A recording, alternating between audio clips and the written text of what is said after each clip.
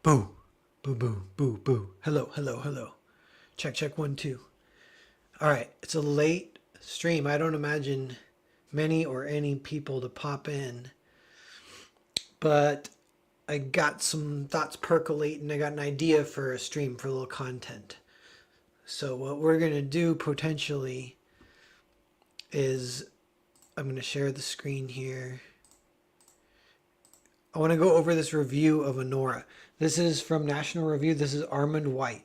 So on Twitter, there's kind of like a film. I don't know if you can call it film bros, but yeah, like there's a little film section and there's a couple accounts that I really like, and they like Armand White. I'm pretty sure. Not all the time, but and then Armand White also he kind of Venn diagrams with the Snyder Bros because he really likes Snyder. Which Snyder am I talking about? Not Scott Snyder. He's the comic writer, but yeah. So he's kind of the Snyder Bro guy, which I guess I might disagree with that. So I don't know if I agree or not. And then I know he didn't like Anora, and I did. So I was like, I want to just like go over the review and just see. But I've seen a bunch of other reviews.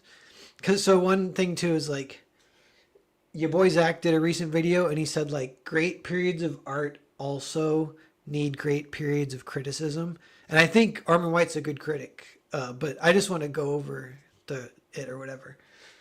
But that kind of inspired me because there's funny things about criticism is like on the one hand, the Fountainhead, that awesome Ayn Rand book. The main bad guy is this guy named Ellsworth Toohey, and he's a critic.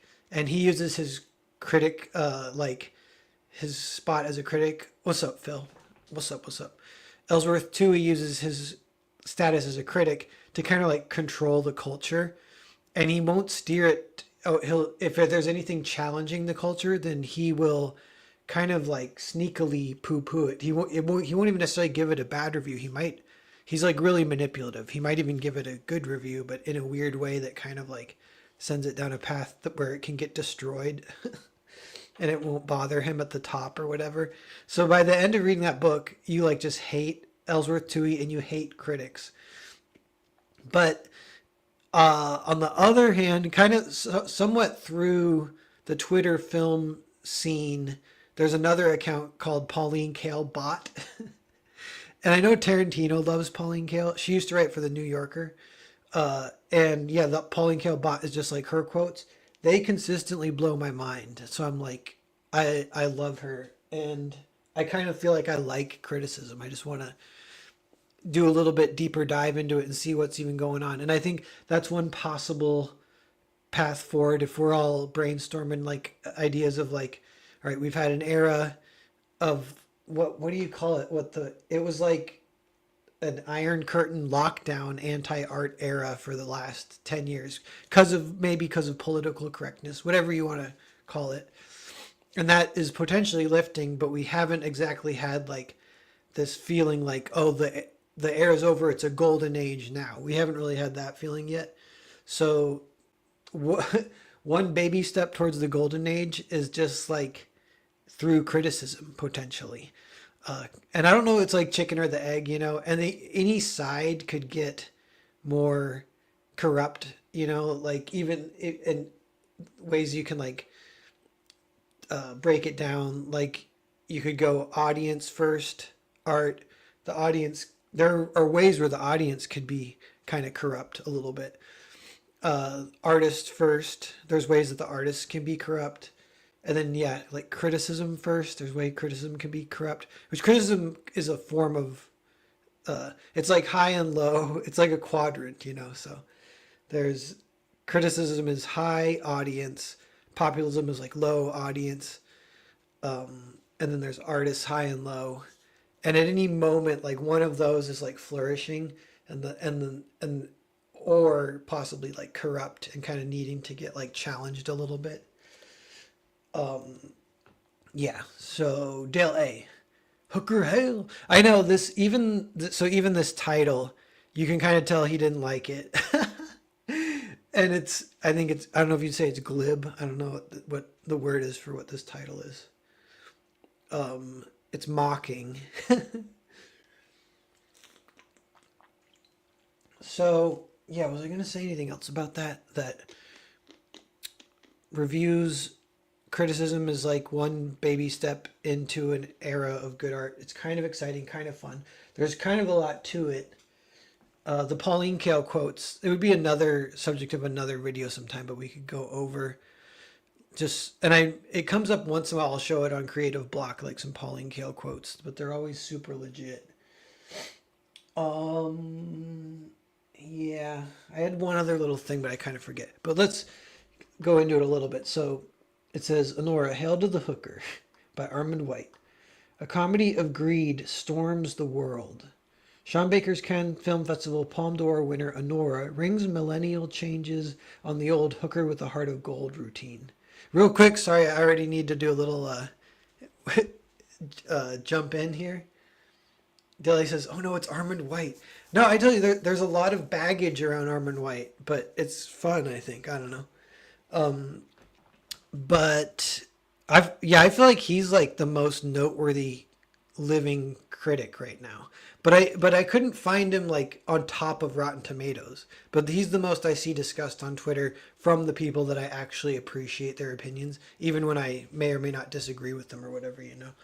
Like it's fun. That's like a weird art of criticism is like just finding people where their take is not. This is the way you could put it. They call it the madness of crowds versus the madness versus the genius of crowds, or the wisdom of crowds versus the madness of crowds. And so it both involves a jar full of Skittles on a countertop. And so the wisdom of crowds is if you have 500 people and you let them individually walk into the room, look at the jar, and write down a number that no one else can see, and then kind of put that in a jar, put their guess in the jar, then they leave the room and they can't tell anyone else what their guess was. 500 people do that. If you average, then you look at all their answers. If you average their answer, it will be like correct. It will literally be like within one or two Skittles or whatever, or marbles or whatever, But so then madness of crowds is if you do the same thing, but you let them tell each other their answer, then you're way off. It's never correct. And it's for obvious reasons, like, just whatever social kind of dynamics or something. So then criticism is like an attempt to move away from the madness of crowds towards the wisdom of crowds a little bit. Could be put that way. You're trying to be like, have a little, I don't know, but it's not like, so contrarians would kind of naturally do that, but maybe it's not always like correct, or maybe it's, if it's too contrarian for contrarian's sake. But I kind of will always be interested in a contrarian take no matter what. Kind of, it's just, that's like an okay way to do it, honestly. But yeah, I guess if everyone were contrarians, that would kind of ruin it. Then you're just back to the madness of crowds again. So another way is to be mildly autistic. So you're kind of just looking for, or maybe there's like a way that's like just someone who's like kind of brave or whatever, or who doesn't give a fuck or whatever, something like that. They got FU money.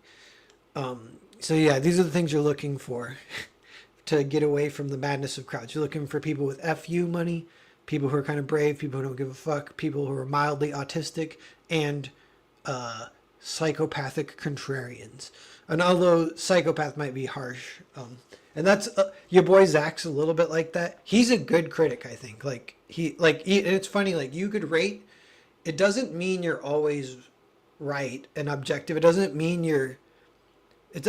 like they give you 5 good movies and 5 bad movies, and you're like, yes, I got 5 out of 5. The ones that are good, I said are good. The ones that are bad, I said are bad. That's kind of not what it is almost at all. And that's a little bit, I think, Armand White taps into that, because like he'll hate movies that I like and like movies that I don't like, and doesn't mean the criticism is still like kind of interesting.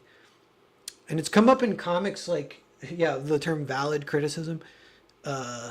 Yeah, and I don't know, like that some of that in this Armand White thing is, I don't know if it's like valid as far as like Sean Baker should read it and heed it. Like that's also not what criticism is, I don't think. That's something your boy Zach said. He's thought about this and said some interesting things. He said criticism is not for the artist, it's for like the next guy. It's for like the people down the line who might make a comic. They should read a bunch of criticism. If we were in an era of like healthy, fun criticism, where criticism is like getting into some deep shit. Prater 7 says, "What's up? What's up, Prater 7?" Late night stream talking about criticism and Armand White, Anora. I've heard good things about Anora. Any good? I really liked it, but I can think of one possible thing I didn't, that I'm like wrestling with, and it's something I haven't heard anyone else say. But I'll say that at the end. But it has been interesting seeing a bunch of reviews. There's a bunch of different reactions to Anora, to the level. For one, I'm like, I wonder if Sean Baker would be bummed about that. Like, I'm sure he'll say that he's glad, but on one hand, it's like, if you get so many reactions, that's kind of possibly an argument that the art you created didn't do what you wanted it to do, unless maybe you did want it to be. It's a little ambiguous, ish. So that ambiguousness will create the various people like debating and arguing with each other of whether or not they liked it. But there's again kind of a quadrant of, it's like there's sort of like a woke response to Anora where they really don't like it, and then within that, it's been interesting to watch because there's like feminist reviewers on YouTube kind of trying to argue against the wokeness, and so you could call that quote unquote infighting. But I almost think like this, one thing I like about this movie is it's a step outside of the whole political structure that has been kind of a problem for the past like 10 years. And it's like, it's fun. It's kind of, it can get exhausting, or it can get a bummer that everything is seen through a political lens. And even Armand White does that a little bit. But that's what's weird is like, yeah, some of his complaints, they're similar to the woke, what the woke people say. So then there's the people that I kind of agree more with, is that it's not woke, and that's kind of one of the things you might like about it, because it's sort of I don't know if you quote unquote realistic, but quickly gets into like how you would describe it or whatever. But among that, there's still people kind of like debating the end, debating whether or not Anora was just trying to get the money and actually loved the guy, or vice versa, or whatever. So there's still all this ambiguousness that people are like arguing about. And I thought it was a little more simple on my first viewing. And I still kind of think that. I was like, and you could almost dismiss, speaking of valid criticism or not, like some of the woke reactions are, they're just kind of like, I wanted it to be something that it's not. I wanted it to be like yet another girl boss, girl power movie, and it isn't that. That boils down to what, like, the woke feminist and the non-woke feminist. So this is kind of a good thing that it's doing, is it's separating it's like splitting that little woke section and making them infight a little bit, which is healthy. I was thinking that too, is like there's some infighting on the quote unquote right now too. Infighting isn't even that bad. Infighting is like, as long as it's like, not cancel culture, I guess, then it's like straight up good pretty much. And it could be even more good. It can be like an actual legit, like positive, fun discussion where you're like debating or whatever, like that, and things kind of could still move in that direction, versus like that is not at the culture war at its worst was, whatever, a few years ago, 4 years ago or whatever, a little more, was that was more left versus right, no infighting. Everyone is, you're with us or you're against us. And some of the landscape was more black and white too. Like these things are all kind of on a sine wave where they do kind of expire and things do change. And yeah, like who is accusing who of being quote unquote anti-art, I think is like kind of interesting, and how that has like changed, because it was the left calling the right anti-art, and then the right, I think was calling the left anti-art, and now that's becoming more of an infighting thing. Although that is kind of like fighting words, so that is not nice fighting when you're telling someone that they're anti-art.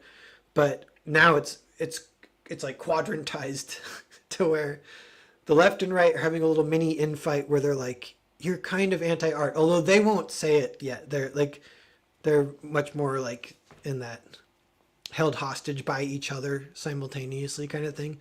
And the right is less held hostage by each other, also doing a little bit of the anti-art thing. And then with all that said, I don't even necessarily like the left and right. But that's what I think some of this is like, the breaking down of that though, because you're starting to get these corners like, wait, is my quote unquote team, like there's some of these people on the left who are fighting the anti-art people on the left, but they're on the left. They'll be like legit feminists, and I'll agree with like 90% of what they say. But then you can see them like the ways that they're still held hostage, and they can push you out of your own, like some of your own things you got going on or whatever. So all that can be kind of interesting of where the stuff might go. I saw a good best movies of 2024 video that you might like. It included Anora and a bunch of movies that Noah has been talking about. I'll DM it to you. Sure, yeah, I'll check it out. I've been catching up on some movies from 2024, but still haven't seen that many. But I saw like a handful of horror movies, and there weren't that many that I liked. There was a handful that I liked recently. I liked Late Night with the Devil. Didn't like Strange Darling, even though a lot of people do like that one. Didn't like Long Legs, even though a lot of people like that one. I do still like Terrifier a fair amount, even though I did not expect that I would like Terrifier. I don't like torture porn, but Terrifier kind of is that.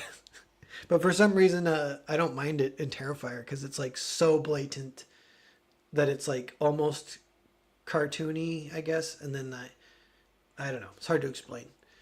That's a whole other thing. So let's get into this. We've only got one sentence in, and I didn't even say my biggest side. My biggest side is that they talk about this movie being kind of like, shoot, what's it called? What's the one? Pretty Woman. It's kind of like Pretty Woman, and people have been saying that semi-dismissively, like, oh, this is like Pretty Woman, but like not that like schmaltzy trash. This is like gritty, real. This is like what it would actually be. But this is still like a fairy tale. A ton of people say Anora's like a fairy tale, which is fun. And I just want to say Pretty Woman is amazing. And that's one thing that's debatable, is if Anora is even as good as Pretty Woman. I think it probably is. But they might like tie, literally. Like it's not necessarily better. One thing about Pretty Woman is it has an opening 30 minutes. Like they're talking about this, like they're bragging. In Anora, they kind of brag about the fact that they have a 30-minute set piece that is in real time in the middle of the movie, like a little home invasion section where instead of cutting around, it just sits in the moment. And I love when movies do that. Tarantino does it all the time. You got to kind of set up good shit for that to work too, so you know things are working if that's working. It's kind of one of the more ultimate fun things that cinema can do, because TV does it way less or not at all. Some of the most memorable TV, they will do it. Like the one episode of True Detective that everyone loves. It's like episode 3 or something. It's where Rust goes undercover, and that whole section is real time. They actually do it in one shot to make sure it, or at least illusion of one shot, to make sure that really brings home the real timeness. I don't know if this real time is one shot, but it's just in real time. You know, it's like, it means 30 minutes of the screen that you're watching is 30 minutes in the world of the characters. And that's like really fun when movies do that. So anyway, Pretty Woman does that right in the beginning. It does a 30-minute real time set piece scenario section it's like all the buildup of the sexual tension when they first meet to when it kind of finishes when they do start to bang or whatever. Then it kind of fades to black, and it's 30 minutes, and it's pure cinema. It's so great. Tarantino would love it. He's never like talked about it, but I just know he would love it. Sean Baker, I feel like maybe he hasn't seen Pretty Woman in a while. Or he would love it too, and he would talk about it more. I feel like he would say like Hey, just so you guys know, Pretty Woman is amazing. But I just feel like maybe he hasn't seen it. Everyone kind of thinks of the memory of it rather than like watching it. It's definitely worth watching. And I think it might get mentioned here. I'm curious about like some of the issues more from there is some like again like the political aspect of it, of how it's different between what people are seeing in it. There's like a more conservative criticism where it's kind of like, I just don't like movies about hookers, sorry. And that, I feel like that again, you're kind of getting in the zone of like that is like not necessarily valid criticism. What are you guys saying? Praetor 7. I hate woke stuff as much as anyone, but I'm also tired of hearing about it. I just want to know if the movie is good or not. Yeah, that it doesn't really work anymore as like a way to like judge stuff, I think, necessarily. That episode of True Detective is a standout. Yeah. And Dale A. Praetor 7. I just want to be able to let my guard down and enjoy the art, not have to worry about the subliminal motivations of the producers. Yeah, yeah, because I was thinking, like, what if there's even words better than woke? And one of them is just social engineering. And because that's what woke is. And that's what the last 10 years were when it gets weird, you know? And that's what's weird about Anora. That one of the criticisms from the left is kind of, they're kind of saying, like, it's not social engineering enough. And this is one of the things I like about it the most, is it's literally, it's not even on the spectrum of is it or is it not social engineering. That's kind of an old thing of like a psychological thing in like sales, actually, of like the frame. So you can like disagree with the frame. Like, so the frame is like, is it or is it not social, social engineering? And if you're saying it's not, you're still talking about social engineering. And it's like, we don't even want to be talking about social engineering anymore. We completely disagree with the premise. This has nothing to do with whether or not it is or it isn't social engineering. This movie is not on that scale. That's another thing that I think Armand White kind of still kind of critiques it on that level, which I don't like necessarily. But I feel like this is a good one to kind of step away from that. Where and there's a few others that step away from it, and it's the Safdie brothers, and he mentions them too in possibly a negative way. I'm like, they're the two young filmmakers that I like a lot. EC, yeah, both sides like to set up that false dichotomy. Yeah, but it's irrelevant to good art. Yeah, I agree, and we're moving in that direction. There's other things that you can talk about that are like way more fun about what the movie's trying to do or whatever. Okay, so let's see how far we can get before I start talking again instead of reading. I want to read this thing. Baker introduces his heroine, Anora, Mikey Madison, who goes by the nickname Annie, hard at work giving a lap dance in a lineup at a Brooklyn strip club. This multi-hued opening combines gonzo documentary realism with soft porn audacity. Baker specializes in what used to be called the demi-monde, but now exists as the lawless shadow America, where a subculture of criminals, drug dealers, sex workers, and other social parasites parody the old-fashioned ethics of the straight world. And like Wrigley foul-mouthed Annie, they do it with brazen entitlement, as seen in Baker's Tangerine, Florida Project, and Red Rocket. Okay, this is one thing, like, do you guys think this is like positive or negative? I can't decide. I was thinking he's almost, some of this is like almost positive. Maybe it's the verb with which he's describing it, but I don't know what demi-monde means. Let me Google that over here and I'll tell you guys if it comes up.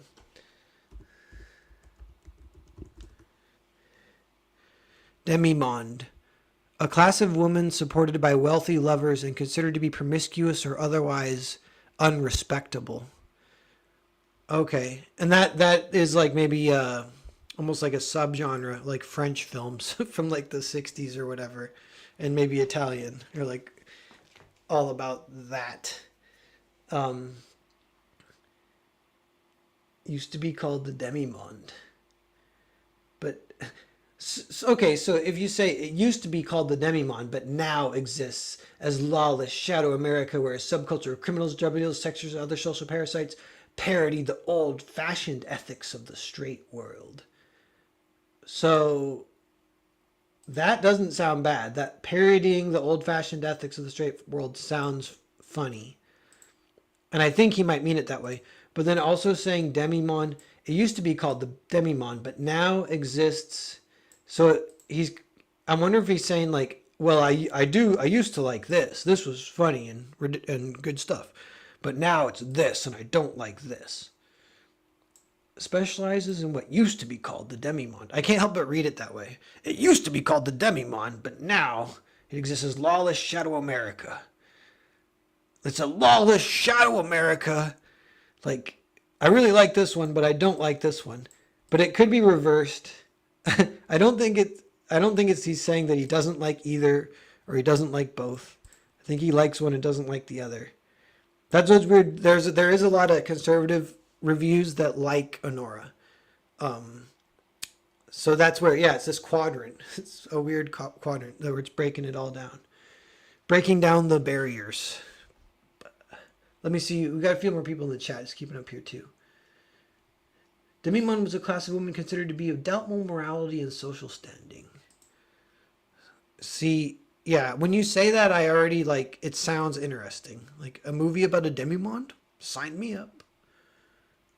Sounds like he's looking down his nose at it. He might still like it though. I've heard it said, "Be in the world, not of the world." That sounds cool, but what does that mean? I'll read your replyable for I'm too focused on this review right now, so I can't digest that. I think he's saying it had a name, but now modern people don't have a name for it. Oh, I like that actually. I mean that's cool. That is more being nice to the interpretation of what he's saying. In Anora, Baker cranks this social disorder up to 10. He is what's popularly called an unreliable narrator, totally in sync with Ani's moral confusion, drawing out of Madison a performance of unabashed profanity that is sheer exhibitionism. When Annie gets her French-tipped claws into Russian immigrant client Ivan Zarkov, Mark Edelstein, the youthful sexual athleticism of their matchup, lots of romping between Xbox and dope smoking, surpasses Larry Clark's voyeurism in Kids, Bully, and Another Day in Paradise. Okay, so again, like this paragraph does not sound like negative to me. I don't know. Calling Sean Baker an unreliable narrator, I sort of disagree with that. I don't know why he's saying that much. Maybe that's interesting though. The movie is ambiguous, and maybe that is part of what makes it unreliable. And part of the ambiguity, talked about this earlier, but that's why you've had like so many different reactions. And like that's a funny thing because it's good. Like you would think like, oh, that's so cool. There's so many different reactions, but you're like, wait, there shouldn't be that many different reactions. Some people like aren't getting this or whatever. The other thing is like, I feel like it does, it's become a thing where your reaction to it tells you more about yourself than about the thing itself. And that would seemingly be a good thing. But that can also be a form of cope for art if it's not quite, if it is like too chaotic of the responses. You could always just say that. But I do think that is happening a little bit with Anora. Shadow America sounds awesome. Yeah. Yeah, so you're telling me Baker's making movies about Shadow America? All right, I'm in. About what is it, the word again? It's up here. About the demimonde? Have you heard of the demimonde? All right, catching up here. Don't let the world dictate your morality. Oh yeah, that is fun. We were talking about that earlier. That's a good way that criticism can kind of like step outside of, these boxes that everything's been put in. Criticism can be the first to step out of it, where it's kind of been in it way too much, and that's been part of the problem. But criticism can just step out. That would be fun. Part of this is random, but part of with cancel culture and the era of social engineering in art that feels like anti-art. It was really negative the past like 10 years. Another that goes hand in hand with it's it used to be the thing people would say is separate the art from the artist. And then social media does make that a little bit harder because it's hard when an artist is being totally retarded. But that is another thing that we could get back to. But again, with social media, it's hard. Like, social media kind of destroyed it. It hasn't even been shown exactly how it's possible, other than some artists literally just leave social media, solve it that way. But I've kind of always been into that. I'm still into it, of separating the art from the artist. I'm like, I actually, that's one thing, even with Anora, like, you can't tell Sean Baker's politics, I'm pretty sure. You can kind of guess maybe that he's liberal because he, makes movies about such diverse, downtrodden, about, he makes movies about the demi-monde. Like, but I feel like conservatives should be able to make movies about the demi-monde too. That's why it's the political frames is not even working for it. But that I was going to try to put that in there. But I was just saying that Sean Baker, you don't even know. But even if he was, I would still like Anora, like, because you can't. It doesn't really come across really. Seen any of his other movies? Red Rocket seemed interesting. Yeah, I really liked Red Rocket. And actually, I found out I own Red Rocket on Amazon for the same reason I now own Anora on YouTube. And I don't like buying movies digitally, but they got me with The Grift because there are these like indie movies that you can't find. You hear about them all year long. They're like winning awards, people talking about them. So I want to see them. And then they never come to a theater around me. And then they get released, but you can't even rent it. They only let you buy it for like another 6 months or whatever. And so both of those, they did sucker me, and I just straight up bought them. And so I do own them. And I've only seen each once. That's the thing I'm sitting with Sean Baker movies, too. I'm like, they're so good, and I really enjoyed it. But I'm like weary of watching it again for both those movies. But part of it, it's Anora. I just saw it like a couple of weeks ago. Red Rocket, I saw it like last year. So I'm sure like some movies are just like that, where yeah, in 5 years I just won't remember it that well. I'll rewatch it. In my life, I might watch it 10 times by the time I die. That's kind of a lot. It's like a movie you really like. But I remember, growing up, there are movies where you're just like, I watched it 3 times in 1 week. Why did I do that? I don't even know. I've seen this movie 100 times. I don't know why. One for me that's kind of like that is like Dawn of the Dead from 1978 or 79. Okay, we're going to keep going.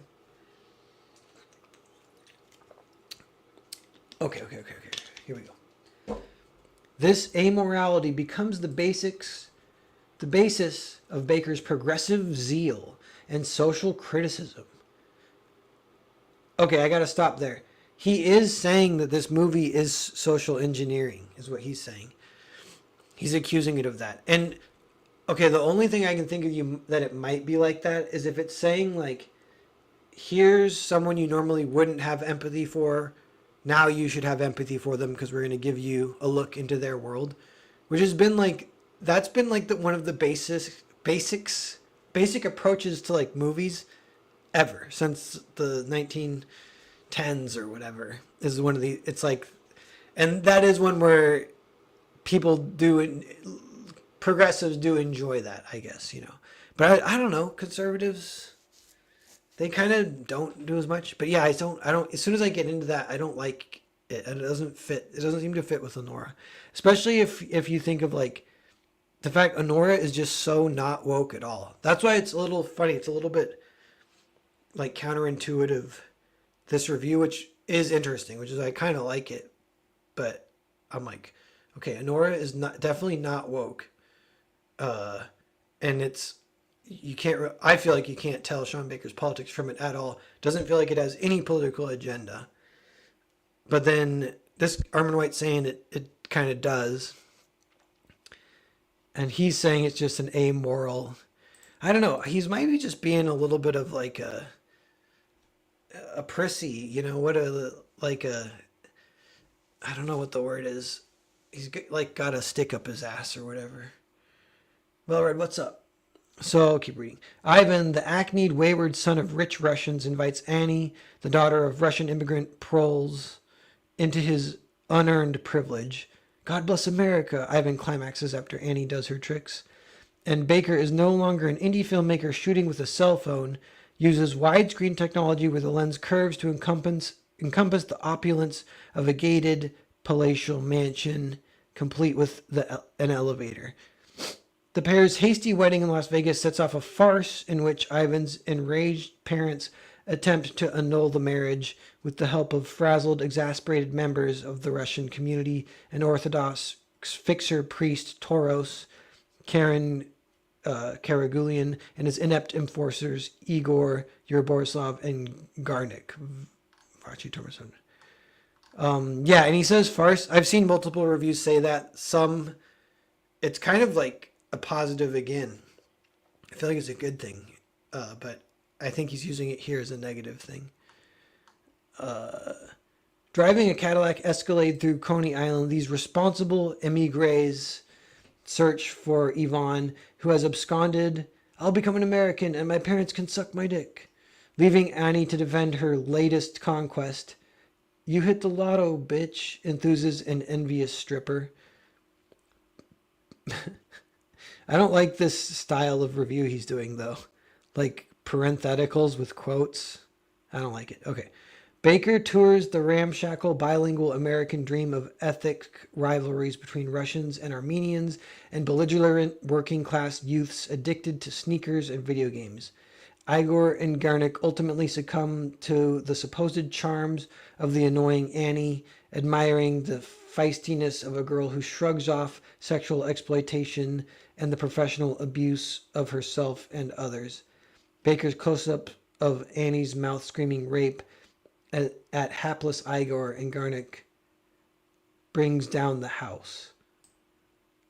Yeah. And here he's like resenting that the audience laughed at that part of the movie. That she is yelling rape when she's not being raped. Which is like, you would, as a character trait, you would say that's like makes her less likable. But then people are laughing at it.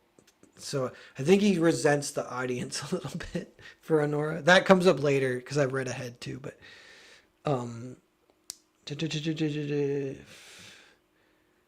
ultimately succumb to the supposed charms. I don't know. But yeah, he's saying that so negatively when that they do over the course of the movie get a little weird camaraderie in spite of themselves because of the farcical like adventure they have to go on together in the Escalade. And it's like liminal Escalade is like the subgenre. They're just like in the car, like running around town, looking for the dude. And yeah, that I think that's like one of the funner parts of the movie. So I don't know. He didn't like it though. The absurdity of Anora is first evident in its lack of eroticism. Sex means nothing to Annie. It is separate from her emotions. That's where Baker differs from Fellini's Nights of Cabiria, the greatest whore with the heart of gold movie. Fellini understood a working girl's spiritual alienation, as did Bob Fosse in his musical adaptation Sweet Charity. But Annie sports butterfly nail art unlike her coworkers' dollar sign nail art, and ribbon tats beneath her buttocks. Through Always Aggressive Annie, Baker adopts a global hip-hop cynicism and lingo, shifting that exploitative culture into global debauchery. I'm going to finish the paragraph, then we're going to figure out what some of this means. Hipsters who praise Anora and Eliza Hittman's Beach Rats and the similarly chaotic Safdie Brothers worldview are ignorant of Ice Cube's 1996 directorial debut, The Players Club, a superior version of the stripper culture that Baker panders to. And Ice Cube never pitied his heroine as damaged goods unable to connect to others. So that's a zinger. Like, if that's true, that's a good little zinger. What do you call that? It's almost like a roast. He's like roasting the movie a little bit. This is when it gets a little more clear that he doesn't like the movie. Even this paragraph, that's not clear. Like, this sounds like he could be liking it. except maybe the last sentence. But yeah, so this is funny. He takes a shot at the Safdie brothers, who are also awesome. And I need to see some of these movies though. I need to see Knights of Cabiria. That's come up twice, and Sean Baker did say it was a heavy influence, and it is Whore with the Heart of Gold, which that could be. You could say that that's Anora, but I said early my first take I still like, and I haven't seen other people say this, and I wonder if Knights of Cabiria is this too. But there's a subgenre called like the love prank is like the subgenre, and so that would be like it's a Shakespeare one, The Taming of the Shrew, which got made into She's All That, like that old rom com where two dudes make a bet behind the scenes about a girl and then they play it out. Like this is not that plot, but this is like that same subgenre where the girl is like the subject ultimately of a prank, and it's not fully clear, and you know the audience doesn't know until Annie knows too. Like 2/3 through the movie, like she's been had basically, and at that point, there's a lot of things you can do with that kind of movie. Frickin' Carrie is that kind of movie, and at that point, she gets revenge and gets psychic powers and murders everyone. And then yeah, like I'm curious what some of these movies do with that. But a lot of it is it becomes like voyeuristic. It becomes the audience feeling sorry for the character, and it becomes witnessing the character like dealing with what would you? It's the quant. It's like the quantization of their own self-respect and dignity is like what you are kind of witnessing, and that is like is for one it's emotional, for two it's definitely interesting. Yeah, but I gotta see that, and I want to see the Players Club now that he mentions that. And if I watch the Players Club and it's just like totally different or like not good or something, I'll be so annoyed if he's just name dropping. He's kind of trying to out hipster the hipsters. He definitely says hipsters in a negative way. Hipsters who praise Anora are ignorant, a superior version. All right, I call. I'm gonna go watch that movie. Let me see what you guys are saying.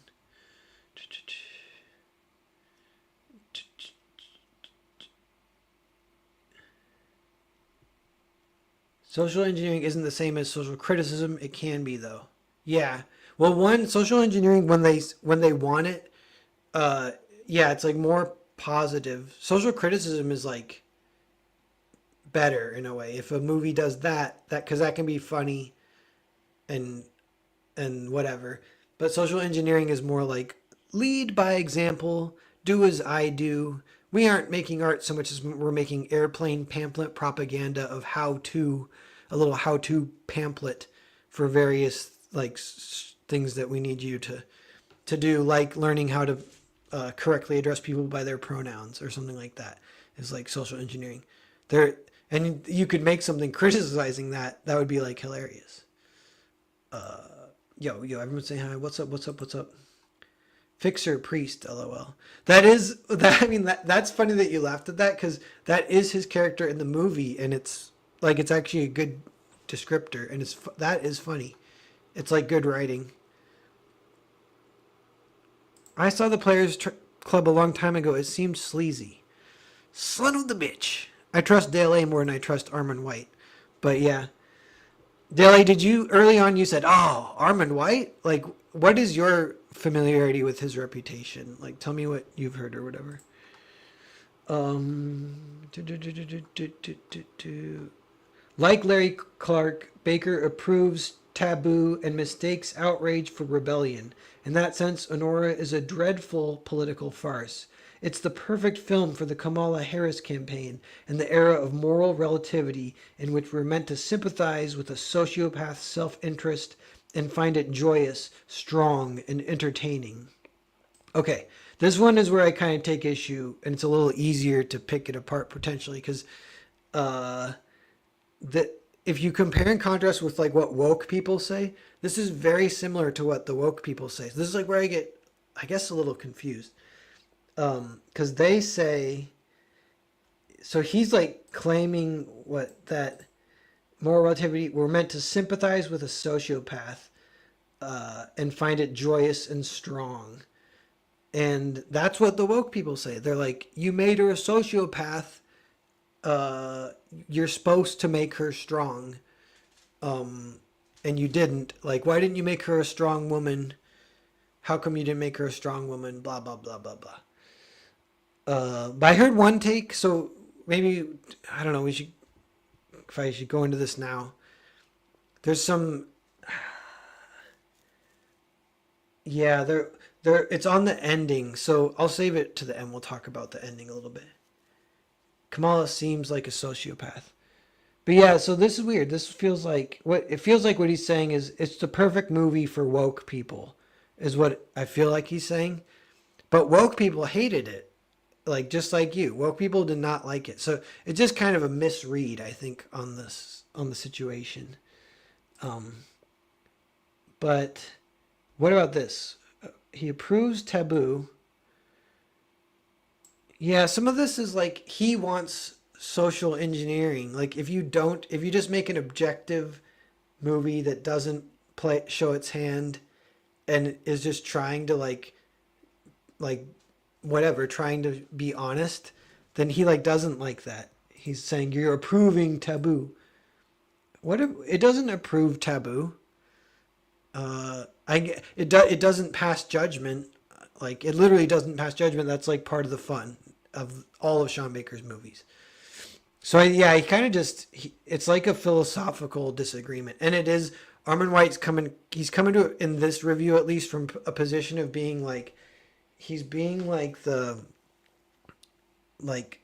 prissy church lady conservative who hates art or whatever, like from the 90s, that kind of like. And I feel like he's not always like that, and he's like, I'm not like that because I liked the Players Club, so I'm not like that. So I don't know. But mistaking outrage for rebellion, what does that mean? Mistaking outrage for rebellion. Which one is he saying is good? Is he saying approves taboo and mistakes outrage for rebellion? She doesn't rebel. So he's saying rebellion is good and outrage is bad. Because I'm pretty sure he thinks Anora is just outrage. And he's like, it's not even rebellious because all you're doing is yelling. Which is interesting. That is interesting. But again, that's like going with the first premise that is Anora even trying to be rebellious? So yeah, well, he's saying that Anora is trying to be rebellious, but it's failing at it. All it's doing is like showing outrage kind of thing. But I disagree with that premise that it's even trying to be rebellious. I think he's like misidentifying. If anything, it's rebelling against woke. Like that's what's kind of fun about it. It's like the woke people really don't like it. um Yep. Edwin, what's up, man? This sounds like a Squidward type. Impossible standards, strange, aloof, leftish politics. Well, I know, but I think this guy's like kind of super far right wing. That's why I like this term, the woke right, and all this stuff. I feel like a lot of people agree. We're kind of over it. We're trying to get away from the any compartmentalizing via politics. Just not into it anymore. And it's weird. It does feel like trying to shove Anora in that doesn't make sense. Like even invoking Kamala Harris, like that, I feel like Kamala Harris has nothing to do with this movie. But I did see some funny comments on this, even on this review. People are like, Armin's always such a troll. He says Kamala Harris when he should be saying Trump. I'm like, what? Excuse me?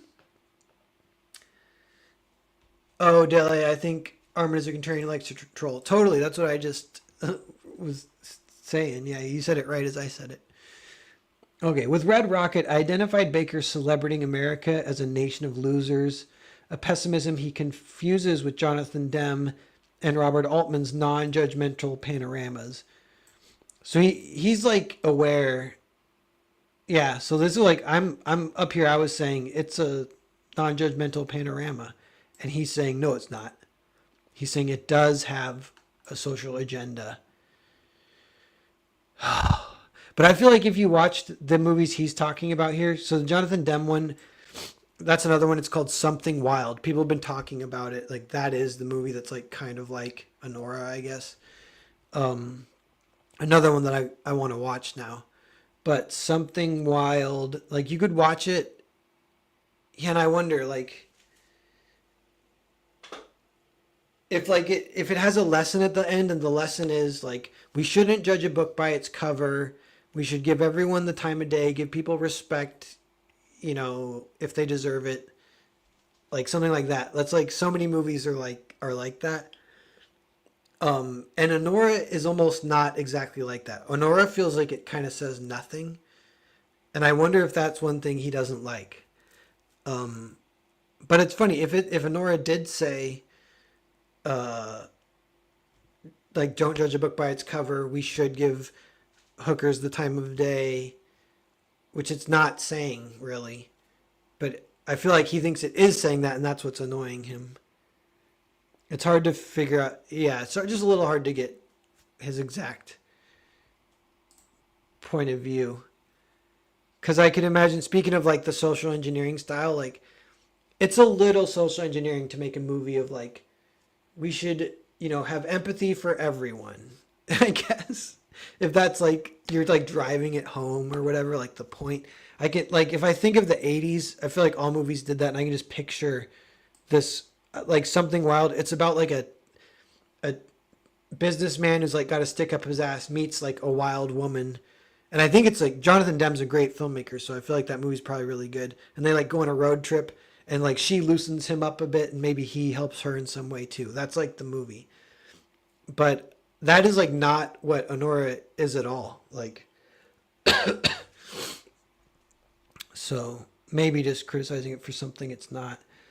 I don't know if you could.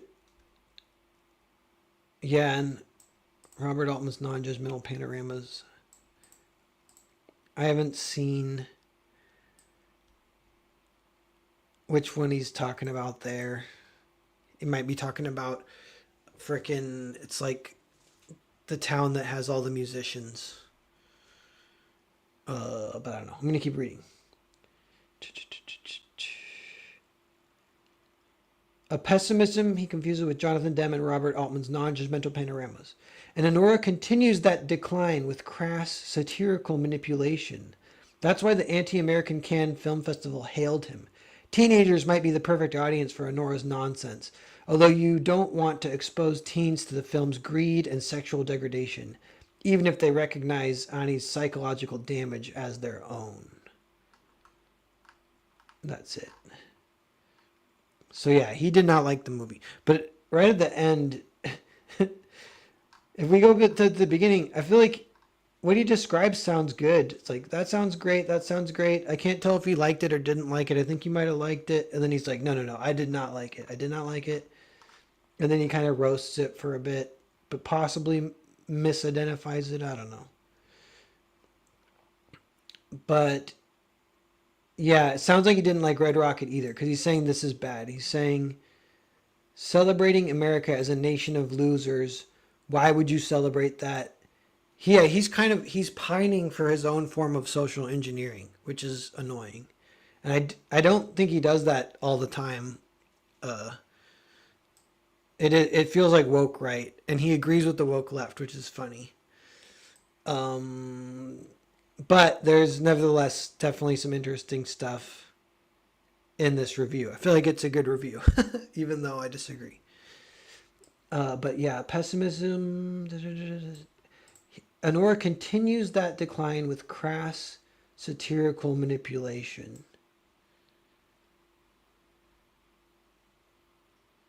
Yeah, that's why the anti-American Cannes Film Festival hailed him. I don't know. Crass. I don't know. We maybe we'll talk about the ending for just a second and then probably get out of here.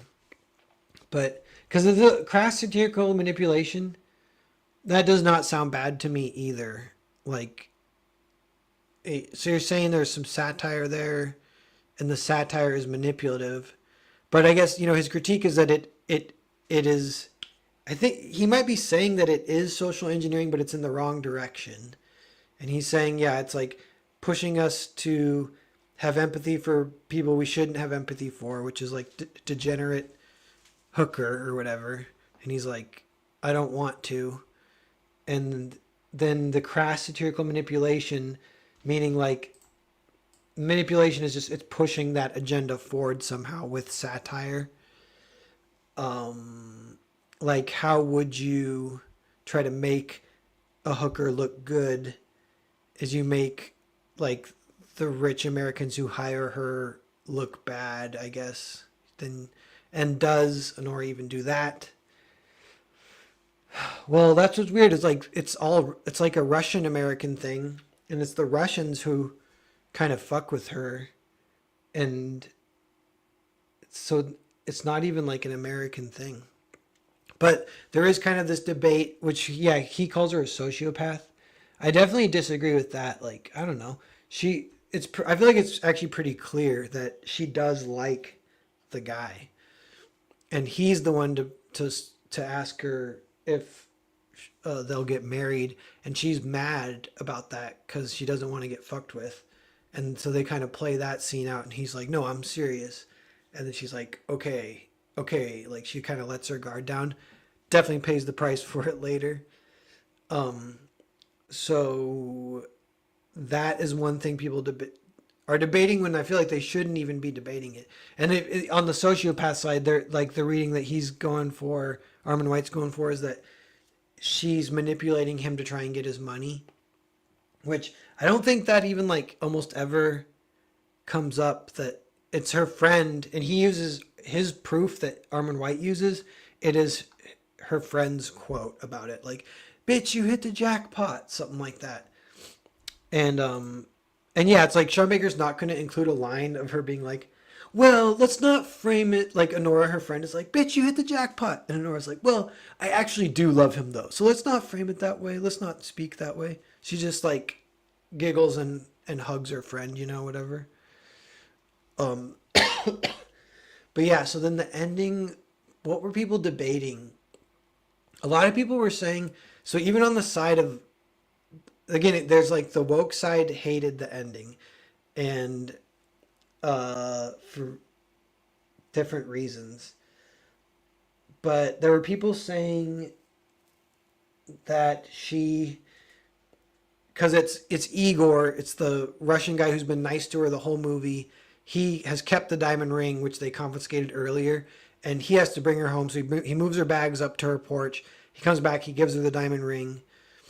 So this is part of it too. Is the ending is tied to the second to the last scene, and people haven't really been talking about that. But the second to the last scene is like the best scene in the movie, and it's an actual scene. I don't know. It's like 5 minutes. It's like a real scene. Maybe it's 10 minutes. I don't know. But it's them talking on the couch again. A liminal scene.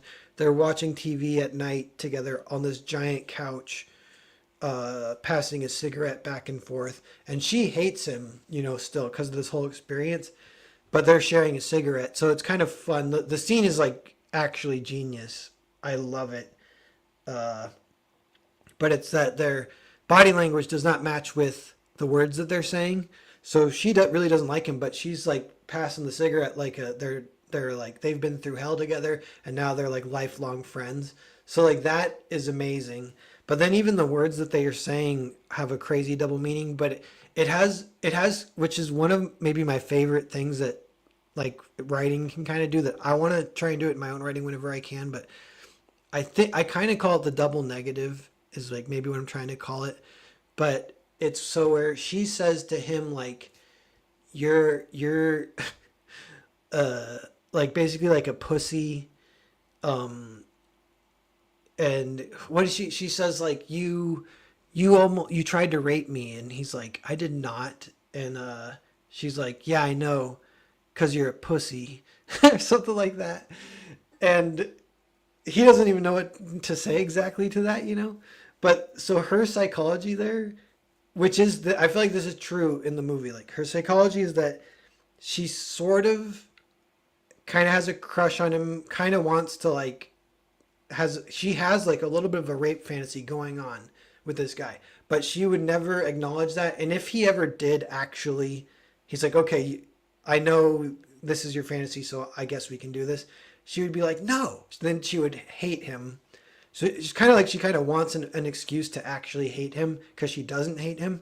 So this is like the double negative. Like she has the rape fantasy, but if he ever did it, she would fucking hate him. So she doesn't actually want it to be fulfilled, but she, in her head, she wants it to exist. And it's like this thing that has not been so that's this other thing that's floating, and it's kind of been developing this whole movie because of whatever's been going on, and it doesn't have a resolution. It's just floating there. And then it kind of does get a resolution at the end, because at the end she does, I don't know what you say, she quote unquote seduces him. So in the car she like kind of jumps on top of him, and they're gonna kind of start having sex or whatever. And this is after he gives her the diamond ring, and she gives him kind of a look that's a really fun look. Actually, they use it in the trailer. Great acting. I don't know. It's the look is, it's hard to describe. It's like, I don't know. It's a look of like, oh, yeah, because any word you use could, but how people interpret it is weird, because a lot of people are saying that her seducing him at the end, and this is not even describing how the ending even goes, because it's all pretty good and psychologically like deep and crazy, and it does get a little ambiguous, and like you're kind of like, what is exactly going on? And there is a lot of that double negative. Even in the end, it's the double negative playing out, which is really great, like really deep. It feels really realistic. Whenever you get into double negative psychology, it just feels so real. I feel like we all, that's like what I do all day, is argue with myself kind of in my head. And I feel like other people do that too. Like anytime you're like arguing with yourself, and like anytime someone tells you what you want, and you can't give like a quick answer, and you kind of want to like lay out some pros and cons and be like, well, maybe this, maybe this. That's like the double negative at play. You're just like thinking through. You can't give one simple answer for like some things. So like at the end, like if you want to ask her like, well, how do you feel after all that? Do you feel good that you escaped from Vanya? You dodged a bullet. How do you feel about this new guy who's been nice to you this whole movie?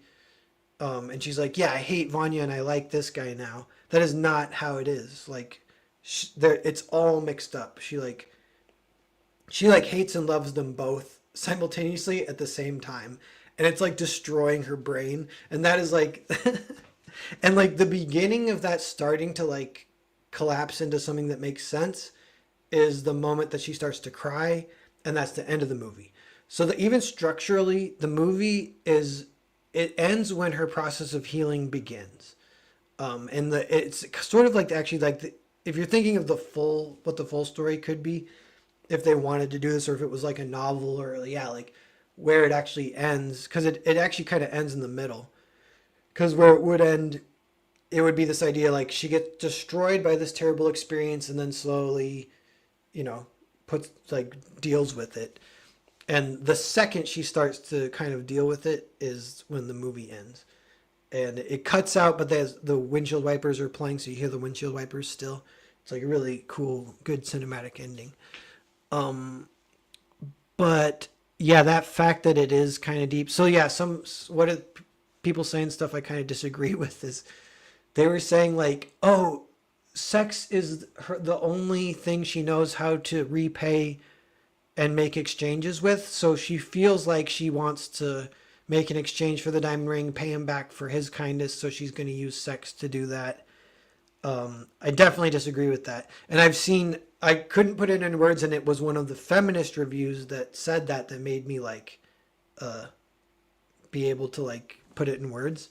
Like, oh yeah. And the example they gave of the negative where that is kind of the case, which I don't even know if I necessarily agree with this, but they said it's Jenny in Forrest Gump. When she seduces Forrest Gump, is like sex is all she knows. And it's tragic in that it's meant to be tragic. in Forrest Gump, and it kind of is. I don't know. It's weird. It's like all she has to give him kind of is sex, so she does. And then she dies of AIDS or whatever, and then he raises her daughter.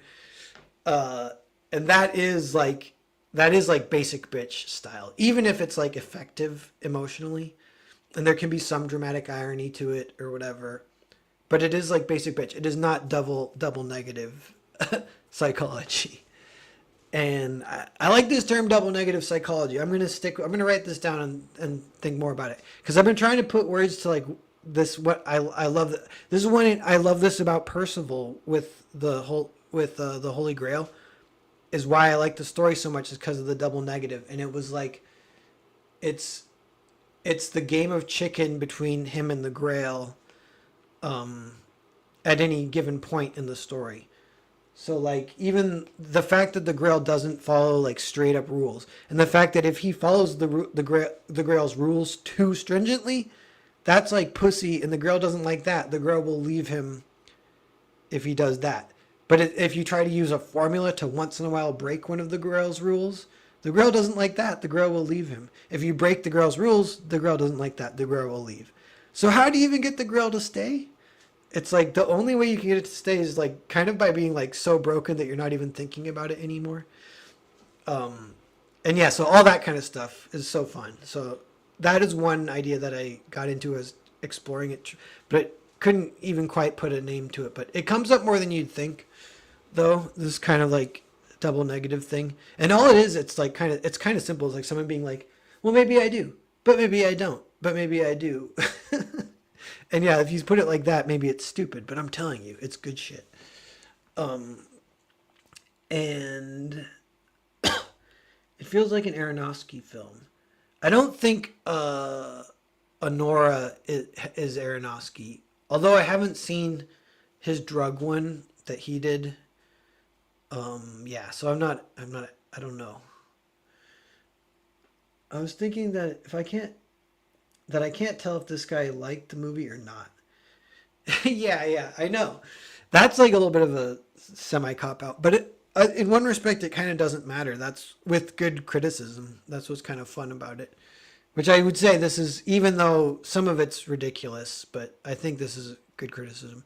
Even though I guess there is one aspect of the criticism here that I truly don't like, and it's the woke right wanting like my type of social engineering, but not your type of social engineering. And he's like accusing it of doing social engineering when I feel like it's not even close. Like it's so far away from even thinking about that stuff. But that's what's funny. Like he kind of knows all that. But he mentions the Safdie brothers as being another like misidentified good, because I love them. He's like, yeah, the hipsters love them too. But what they really should watch is the Players Club. Or no, what they really should watch is what he had a good term for it. With Robert Altman's non-judgmental panoramas. I mean, that's like a good term. That's great. But I'd be like, dude, I thought Anora was that. I thought it was a non-judgmental panorama. Like, who even is it judging? You literally can't see it judging anyone. Well, I don't know. But so, was there anything else with the end, though? Is that some people were saying she's just using sex as a tool because it's all she knows. And then even that doesn't, she kind of realizes that, and that's why she cries. Like, yeah, I'm like, I really don't like that. I think the reason she cries, it's like simple. I think even Sean Baker kind of said it in interviews, but it's just that like she hasn't cried the whole movie. She hasn't begun the process of healing at all, and then that process starts to take place. She breaks down. The movie ends.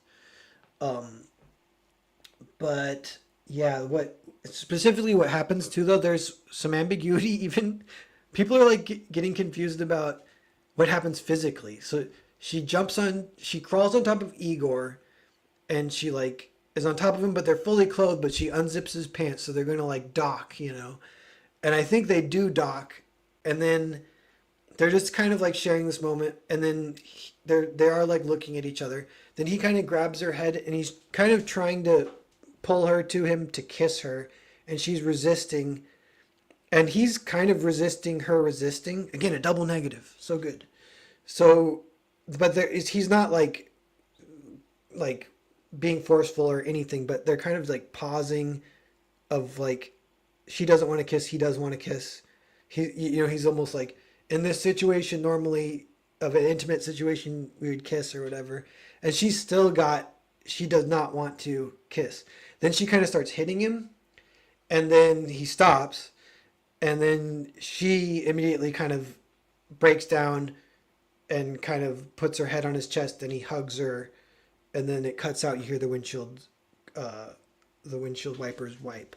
But thinking about what's going on in her head, kind of with the double negative stuff, is it's still playing out of like, I kind of want this, but the second I get it, I'm gonna hate him. Um, and so she's writing this weird middle psychology thing that can't be sustained, and it does break down. Um, yeah, like what I feel like she's like, well, just thinking out loud about what it could be is like she's like, crawl on top, we're gonna have sex, this is what I want, this has been my fantasy ever since you were being nice to me even though I hated you. And like Vanya, is Vanya the guy, yeah, the husband guy is a total dick. So I have wanted this, but I hate you, so I don't want to kiss, so don't kiss me. And then, yeah, maybe some realization of like, what the fuck is even going on? What is this? The confusion breaking down. I don't know. I said it best earlier randomly of how she's got multiple things. Oh, it's like it's loving and hating two men simultaneously a ton is what's happening.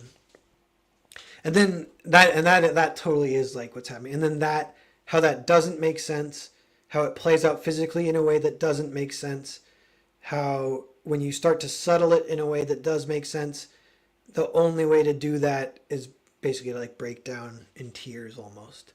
And that's the movie. So it's like, yeah, really good stuff.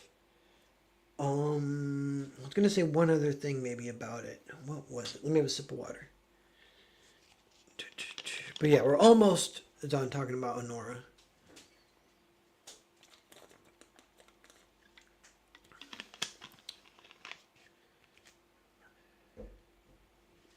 Oh, I wonder. I am curious about if her and Igor, the Russian guy, who there was some paranoia for me on my viewing, which I want to think that Sean Baker did this on purpose. Although I might have told you guys on my viewing, it got colored in a weird way because I randomly saw a fake YouTube video that said Honora's death scene just came across as a thumbnail, and I was so mad I saw it, and I was like, oh fuck, this movie's like the Safdie's brother, which I love, but they just kill the guy at the end in Uncut Gems, you know. I'm like, because it does feel like it's not like Safdie brothers, but these are two young filmmakers that are making great movies that are like non-judgmental panoramas, like as Armand White says, and and they just kill Adam Sandler. I'm like, oh my god, it's gonna be the same thing. She's gonna die in the end.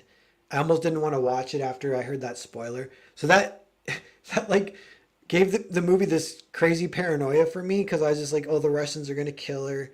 And then meanwhile, this one guy's being really nice to her, and I'm like, being nice is not always a good thing. It can be, the nice guy thing. Like nice guys are not. It can be a big red flag.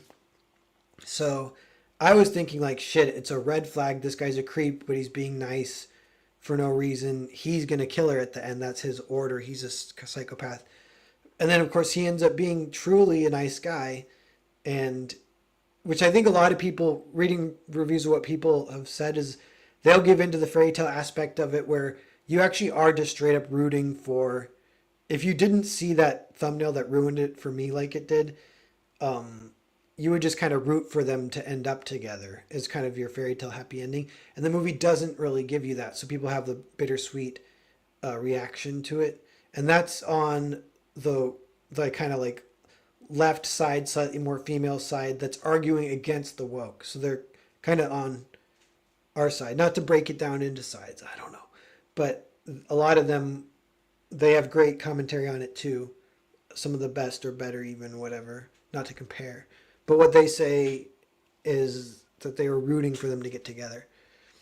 And so it kind of took me more by surprise. But then I feel it afterwards. I'm like, man, I want them to be together, but the movie ends. And if you're honest with yourself, you're like, I don't know. Like, what happens? So the questions are, does she go back to the strip club, and do her and Igor like get together and start dating? And the kind of ultimate happy ending would be of like her even like going with this process of healing that's kind of begun. Is she wouldn't go back to the strip club, and she would kind of date and fall in love with Igor, and he would fall in love with her. That would be so happy. The movie does not give you that. And yeah, like if you're honest with yourself, you're like, man, her psychological shit that she has to deal with from going through this, you know, that's like her trying, she's trying to get that happy ending a little bit at the end, and she can't give it to herself when she doesn't want to kiss him, you know, and she hits him and then cries in his arms. And you're like, okay, yeah, like in that sense, it's like giving you an answer. It's like, well, they tried, they failed. Are they going to try again? Like, what would happen right after the movie? Like, would she say, like, you know, like, okay, well, see you later, and then he drives off? Or would she be like, you want to come in for a little bit? That's what I hope would happen. I hope that they would actually talk just a little bit and kind of keep spending time together, and she doesn't go back to the strip club. But yeah, and then that they do like sort of have like a little mini, eventually get their happy ending. But I don't know. It definitely feels like maybe that's not the case. If you're being cynical, you're like, nope, she's still pretty damaged. I don't know whether or not she goes back to the strip club. It feels like maybe she could break free from that, if only just because she doesn't want to face the shame of her bully, who had called that it wouldn't work and it didn't. So like maybe she would go to another strip club at that point. But maybe she could go visit her mom in Florida for a little bit. That's what people do. Like if we're talking about what realistic, when people like kind of fall on their ass because they get dumped or whatever, like maybe you go live with your parents for a little bit, something like that. So maybe she would be like to Igor. She does like have to go to Florida to visit her mom, and she doesn't necessarily want Igor to go with her because that could be weird, too soon, too fast, or whatever. But then when she gets back, she does call Igor, and maybe they do kind of start dating and then live happily ever after. Yep. That's the canon. So I think I might have covered almost everything.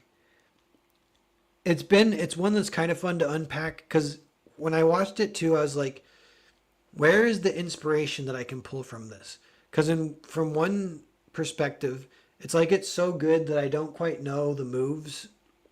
Like it doesn't do like interactivity the way I love it, where it's like setting up suspense and then paying off the suspense or whatever. Or even it does do some paranoia and some psychological stuff that I think I sort of understand, that I love. Like, and it is like, if you get into the double negative psychology stuff, I feel like that is like sufficiently not like rote, like basic, because you can do, not that basic's even bad, but that's kind of what I've liked for a long time, is almost just like basic suspense. Like if you can just do basic suspense, basic dramatic irony, basic paranoia, that's amazing.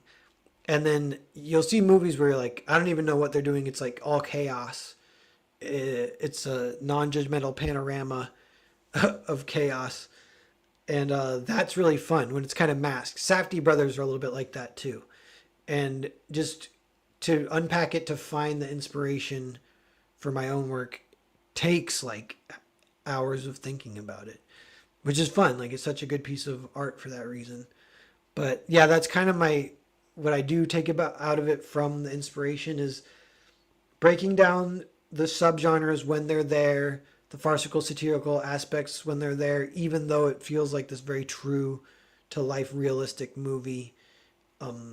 How it kind of juggles the genres and specifically the subgenre of like the the love hoax, the love prank, just like identifying that, the the fact that when you say to yourself like, what is this movie saying, what is it saying, what is it saying, and I mentioned this in an earlier stream, but I think it's kind of, it's all about dignity basically.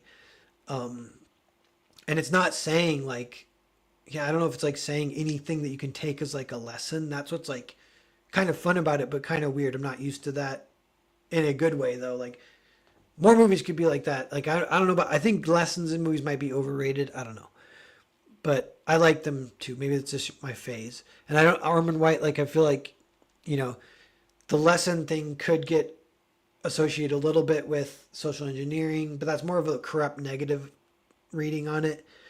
And then yeah, that becomes like for or against, my side, your side, and it doesn't feel like Anora's trying to do any of that. But it is trying to like look at like this crazy example of someone trying to like save dignity in this insane situation. And it's great for that. And then yeah, with the paranoia of the viewing that I saw of just wondering if Igor is a good guy or a bad guy, and kind of hoping, because hope can kind of go with paranoia too. Those two things go fun together. Kind of hoping that he's a good guy, hoping that she might get a happy ending somehow. And then the last thing about it is the double negative aspects of it. But even so, the ending is so great. But yeah, that conversation right before the ending, if I watch, I might watch it again, honestly, sooner rather than later. And if I do, that's the main thing that I want to watch again, is to kind of see and study that second to the last scene, where they're on the couch. But that, and that's the other thing. The it's funny, the liminal aspects of the movie. I feel like that's a little bit out of left field. Like I don't know if Sean Baker's like inventing that, but I don't know if he did it on purpose either. But I'm like, so much of the movie takes, it's all what people say liminal. It's all in between. They're in a car, they're going in between places, they're doing all this in between stuff, and that creates a really interesting vibe for where they are with what they're doing. Hickory, I mainly just want something to happen. Safdie Brothers films feel pointless. Yeah, maybe I'm on the kick of liking that, because I don't know if I necessarily disagree. Although, for Safdie Brothers, have you seen um Good Time? Because Good Time was kind of possibly their best. I don't know. I loved Good Time though, and the Good Time is not boring. Good Time is freaking intense the whole way through. Uh, so it's not like a matter of waiting for something to happen in that movie at least. Um, but yeah. All right. Well, I'm wrapping up here. Thanks everyone for hanging out. It said just 4 people watching right now, but there was 10, but it's getting super late, so got 10 people watching this thing. 6 now. In a way, this is more, more for me than for you guys. It's just like publicly trying to think through this crap. But I think it helps. It's weird. It gets me in the zone, or at least in the mode. Maybe not the zone, but the mode.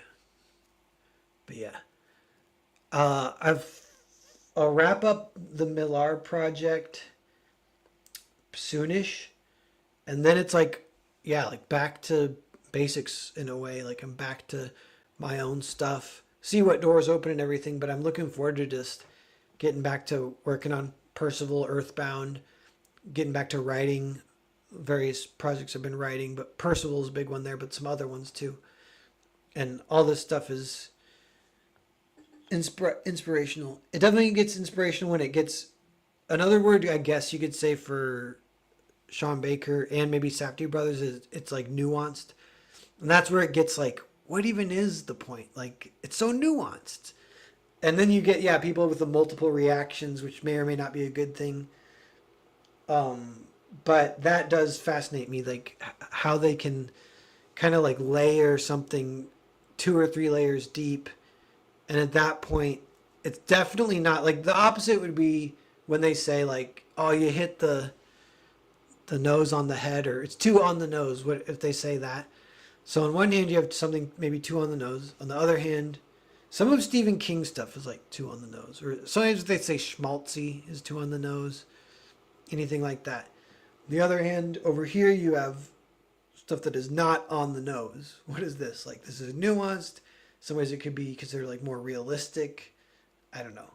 But that stuff is kind of fun when you can kind of mask things. And pros and cons, of course, it depends on your mood a little bit and your own like journey and phase you're in for what you're enjoying, and if you're a creator too, what you're enjoying creating. But I'm definitely like super curious about how they do that. And one thing they do too is I think they just research a shit ton, which is kind of fun. And they'll kind of pull real life anecdotes, that kind of thing. I don't know. And you can pull real life anecdotes into it in a way that doesn't feel nuanced, and it's still awesome. But I think maybe like Apocalypse Now is like that. Like it all feels real and nuanced in a sense that it's like pulled from tons of research and anecdotes. But in another way, it feels like a best of reel of anecdotes, and that feels less nuanced and realistic.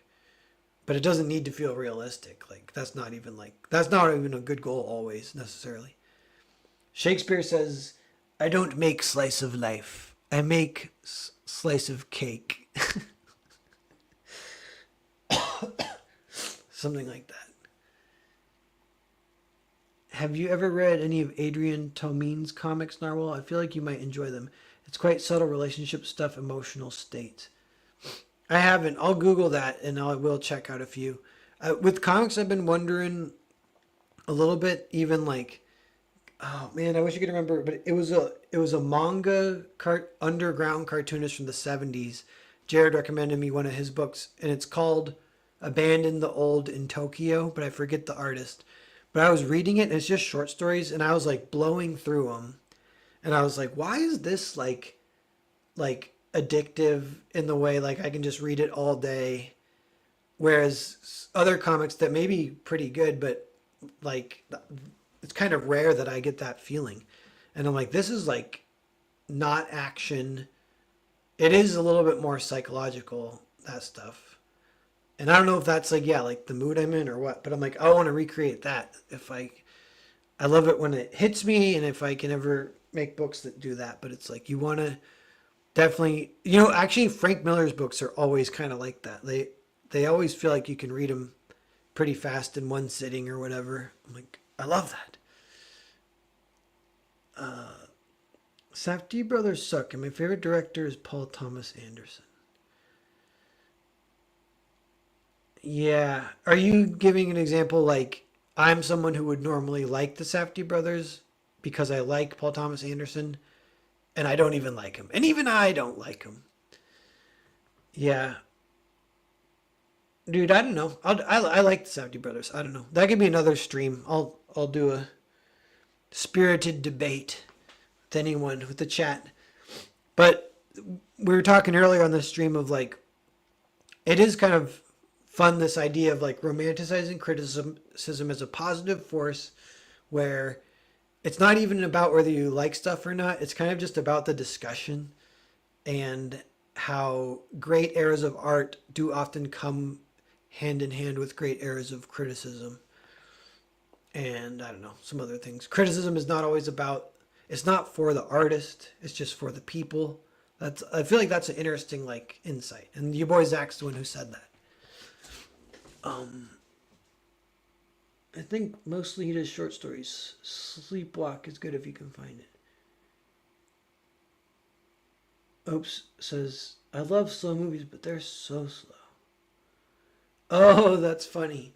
Dude, because Paul Thomas Anderson movies are kind of slow, but they're great. Like, yeah, whatever. But I feel like if you've seen Good Time I feel like wasn't slow. It was just, that movie was fast paced and intense if I remember correctly. But and then they've only made like well they made a few movies that are like old student films, and yeah, those are like I don't even count those. Like I count it's like Good Time and Uncut Gems, or like those are the only movies really. And then they split, and then the one brother made a TV show, and it was called The Curse, and that was good too. But that I could see you might hate. I don't know, but it was weird, and it was nuanced as fuck. It's like, what the fuck is going on? What is this? Like, I must keep watching. But yeah, I in general, like my weird rule for the longest time is I don't watch TV. I only watch movies because I just there's a million movies. I love finding a weird movie more than finding like you can't even find like necessarily a weird TV show. And if you do, then it would be yeah like a little bit bigger of an investment. And if there was one, it would get it already would have got found and become a whole culture around it, and then kind of not been weird anymore after that point or whatever. Um, but movies are it's kind of fun just to see like what's even on YouTube, what fell through the cracks, what crazy stuff. But I'll watch TV shows here and there, but I still kind of stick to that rule though. For some reason, I feel like movies are so different in cinema. If you say cinema, I always think movies and not TV. And there are little ways you can say some pros and cons kind of thing. Like the TV, the serialized TV of the 90s, like the episodic storytelling of various TV shows. And going back to even the 70s, 60s with the episodic storytelling, it is so great. It's so fun. But movies are a little different. One thing with movies is you get those real-time scenes a lot more. I don't know.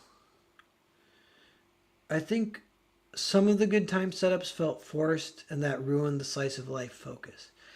Oh, that's. I think some people were claiming that about Anora, which again, I don't see it, but yeah, it is a weird balance.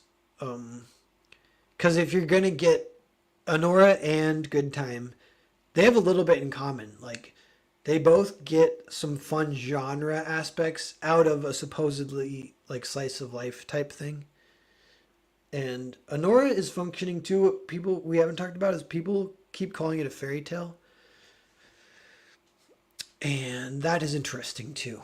But that's a whole other thing. And Armin White didn't ever invoke that, I don't think.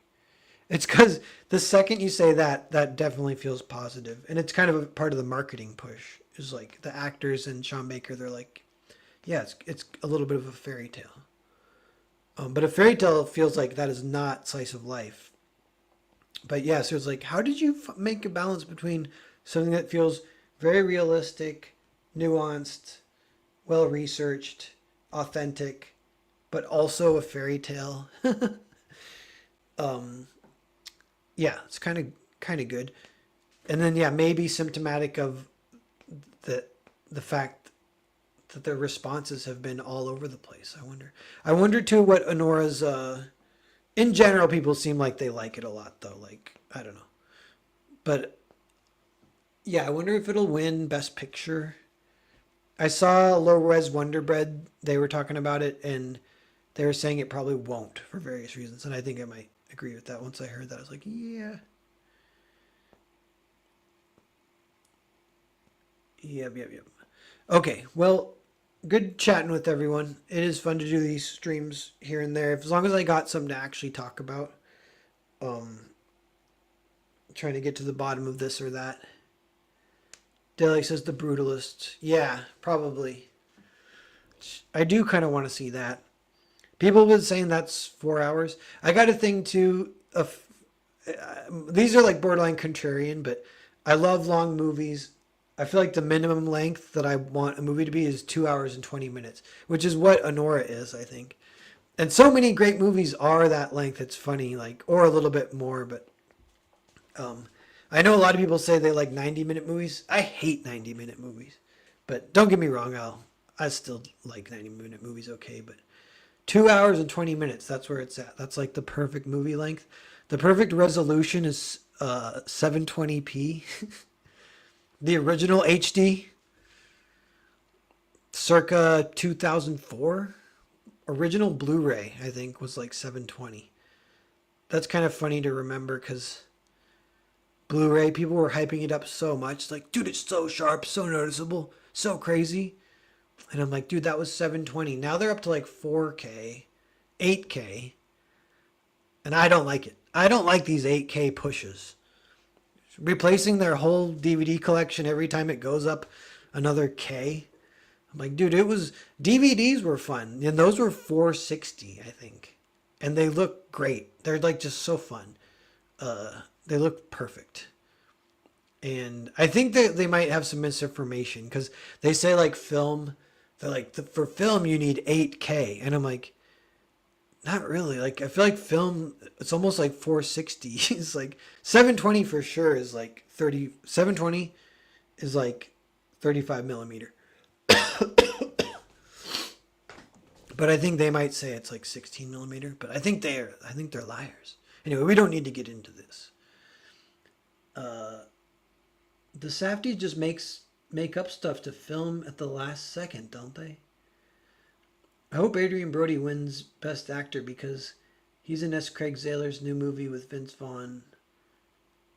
Oh yeah, I've heard about that. That'd be cool. And I would love to see a new Craig Zahler movie. Yeah, they're good. And they do count him as like a conservative filmmaker.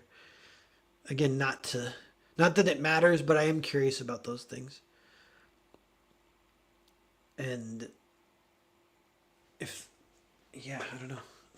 He makes good movies. Hadn't heard that. Poor says, yeah, that's too clear. It ruins old movies. Yeah. The Bookie and the Bruiser. Oh, it sounds good. Cool, cool. Hickory, though, Safdie's makeup stuff. I feel like they